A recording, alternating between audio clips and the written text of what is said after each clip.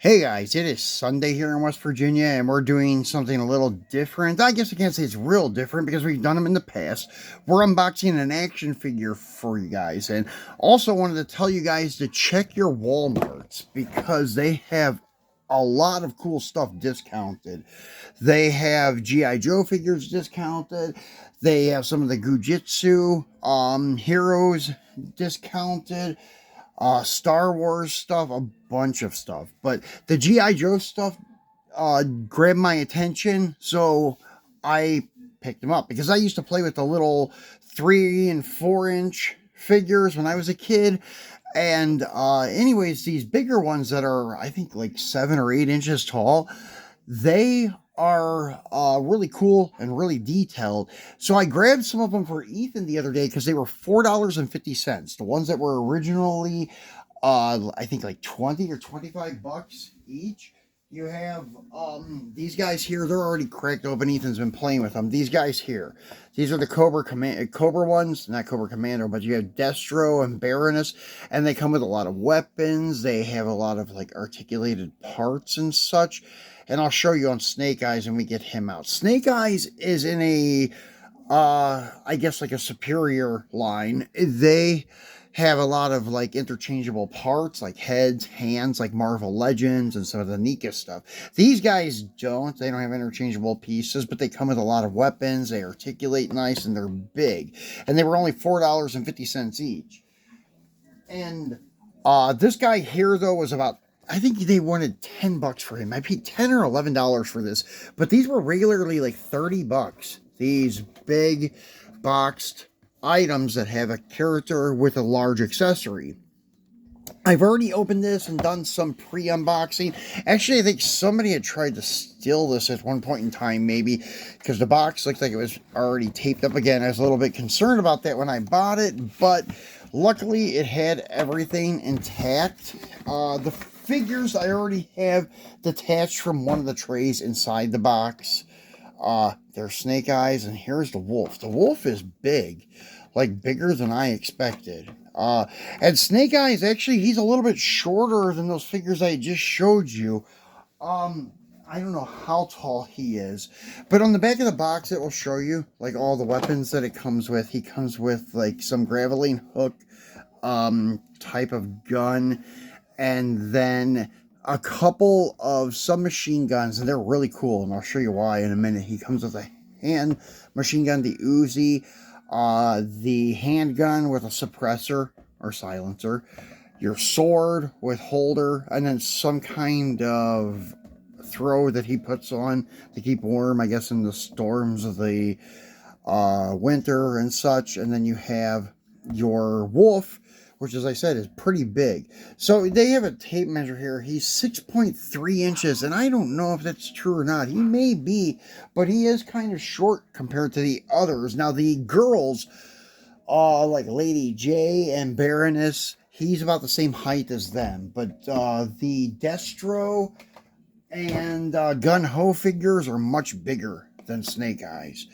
But Snake Eyes is really cool. The articulation with the arms and hands and stuff are the same as the other ones, but he comes with some extra hands if you want to swap out the hands, kind of like my Nika Predator figures that we've shown you in the past. I'm just going to dump out all of his weapons here. We've already unboxed them. They come either in a little white paper pouch or in cardboard. So these little cardboard pieces that are folded up inside that interior blue box, do not throw them away. Make sure you cut them open because there are guns inside of them and swords and such. They may look like just basic packing material that they use, and some people may overlook that and throw these away, and they have half your weapons in them. So do not do that. So anyways, here are the other hands that you can put on him. One is like kind of making some ninja, like karate chop type motion, as you can see, for his right hand. Then the left hand, if I can find it here, there it is, has a ninja star in it, which is pretty cool. Let me try to get that to focus. There you go. So pretty sweet. It does not come out, but it is cool for like some kind of diorama if you were using it. And these are going to Ethan. I just told him to give me the hands I'll put away for him later on, because if kids are playing with these, they're going to break. They're not made as good as the Nika ones. They do articulate too. As you can see, that joint that goes in will articulate like wrist movements, but trying to shove it in, it's going to end up breaking that little nipple off there, the metal end. The Nika ones are made a little better. They're a little bit thicker. But still, yet, even the Nika ones, you have to be careful or they're going to break eventually. And the Snake Eyes character does not come with an interchangeable head, so he's going to have his helmet mask on the whole entire time, which in the cartoon, that's how it was. Just in the movie, I think he had taken off his helmet a couple of times, but I don't remember for sure or not. And he does not really ever talk. Now, the dog, on the other hand, or the wolf, I'm sorry, Timber is his name. Hence, like wolf, timber wolf, I guess. He has this aggressive attack face, or he has a more docile, calm, closed mouth face, if you want to swap out the heads. But Ethan kind of liked the aggressive head, so that's what we put on him, and we're keeping on him, because once again, the little ball joint in there, once you pop it off, putting this one on is kind of a hard deal, because it wants to keep moving back and forth, and I'm afraid it's going to snap. So as you can see, it does move a lot. It's, as I say, kind of like a ball joint, so it rotates around like 360 degrees, or this dog has an exorcist, some kind of demon inside where he does that rotating head thing.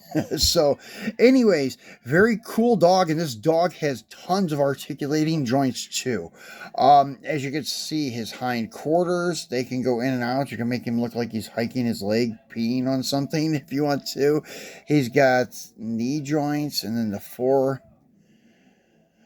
I guess I wouldn't call it forearm, foreleg, and then even on the ankles, they're jointed too. As you can see, the paw can move, which is really cool. So this dog you can position in many different ways. The tail moves up and down, side to side, whole 360 degree spin. So this dog is awesome. Or wolf, I'm sorry. Keep on to call it a dog, as they do look like huskies. But anyways, this is a very cool thing. This is like what would sell me on this character. It's actually what sold me on this character. But I did like Snake Eyes in the movie and in the cartoon. So once again, guys, you check your Walmart. Some of them are still at $17. I know there's another Walmart near here that had these, and they were marked down to $17, which is still a good deal, because they're like, as I mentioned, like $30 or $40. I cannot remember, but they are expensive. So 17 is even a good price, especially if you're a G.I. Joe fan. And this, as I said, the dog is very heavy. It's not cheaply made like they were back in the day when they sold us the little 4-inch figures. The dog was just molded as one piece, and that was it. Now this dog moves around a lot. Even the main area has some kind of articulation to it too. It's not just the head, but the whole like mane. Oh, well, as you can see, that's how it comes off. So you have that ball joint there, and then you can put the more docile face on it. So, yeah, it's hard to get those on there. And as I say, as you've seen, like turning it around and around and around, it just kind of popped off. But you just kind of get it lined up there and then push and twist maybe, and then it goes on. So, but yeah, they're fragile, so I would be careful. And then the guy himself, as you've seen, he has all kinds of cool holsters. Now, as you can see, his handgun holster is very cool. You have the handgun here somewhere. I'll find it. Oh, there it is. So, You have your handgun, maybe a 9mm or a 45, something like that. And you can see it has a little nipple on the end of it. You're probably wondering, well, what's that for? That's so you can install the suppressor, the silencer. It slides right onto that, and voila, you got that suppressor on there, which is really cool. You can have it with or without it. And the holster is also set up for that. So you can put the gun in the holster, and then you have the holster for the suppressor. So there you are. Very cool. Then the sword. The detail of the sword is very, very nice too. Like the detail in the weapons is almost like Nika quality. Very nice. And then you have your holder for the sword. And it's also very nicely detailed. And it will go into the hole on his back here. Like so. And it has a hole in the strap too that it can go through. I just kind of threw it on there quickly so you guys could see. And then he has this, I don't know, Afghan thing that's thrown over his head onto his shoulders and such. And then, yeah, knocked the sword off. But anyways, I can line that up again in the holes and put it back on there. But this goes on there and kind of keeps him warm in the cold mountain areas that he fights in, I guess. And then he comes with a few different machine guns. You have your Uzi, which I think also can be equipped with the suppressor. Let's see if that's true, because I can see that the tip is a little bit big. Yes, you can put the suppressor on the Uzi. Hey, look, Ethan. The suppressor goes on the Uzi, too.